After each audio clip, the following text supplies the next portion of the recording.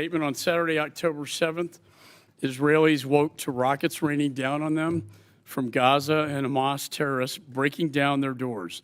They were invaded in their homes, brutally murdering over 1,400 people, including over 30 Americans. Hamas terrorists killed babies and toddlers. They killed grandmothers and grandfathers, moms and dads, teenage kids in their home. No one was spared. Innocent civilians slaughtered because of their ancestry and their faith. At least 241 people were taken hostage by Hamas's terrorists and are still being held in Gaza. And one of the most horrific stories to emerge, a pregnant woman had her baby cut out of her and murdered in front of her before they shot her in the head. October 7th was the deadliest day for the Jewish people since the Holocaust. I was in one of the kibbutzes right on the border of Gaza last year, meeting with members of the community. I saw their daycare center and the children. That very same kibbutz was overrun by 70 Hamas terrorists. Many of the residents I met were slaughtered, but most viciously, the babies and children I visited in the daycare center were slaughtered, shot to death, beheaded, and even burned alive.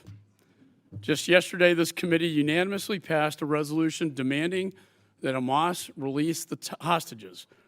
The House also held a bipartisan vigil on the Capitol steps, marking 1 month since October 7th massacre.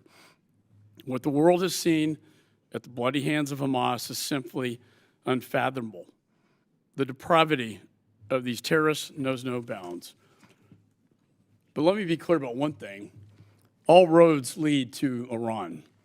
Their fingerprints are all over this attack. They have consistently funded Hamas and other Palestinian terrorist groups to the tune of $100 million per year. We are witnessing in real time Hamas carry out their covenant from 1988, which states, quote, Israel will exist and will continue to exist until Islam will obliterate it, just as it obliterated others before. Is launching near daily attacks on northern Israel. The Houthis have launched multiple attacks against Israel, and Iran's proxies in Iraq and Syria have launched at least 41 attacks on U.S. troops since October the 7th. Simply put, the Middle East is on fire. I'm grateful to the Assistant Secretary Leif and Deputy Assistant Secretary of Defense Stroll for appearing before us here today. It's critical that we discuss this dangerous, urgent situation and the administration's response. I've often spoke about the importance of deterrence. The administration is positioning major defense assets in the Middle East. They include 2 carrier strike groups, an Ohio-class nuclear submarine, air defense batteries, U.S. Air Force fighter jets, and additional U.S. servicemen and women.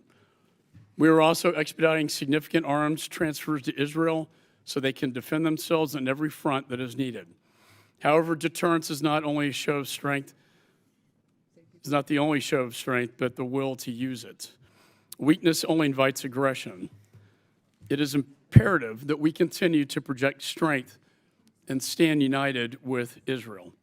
Now more than ever, the world is in need of American leadership, and we need it now. And I'd like to thank the witnesses for being here today.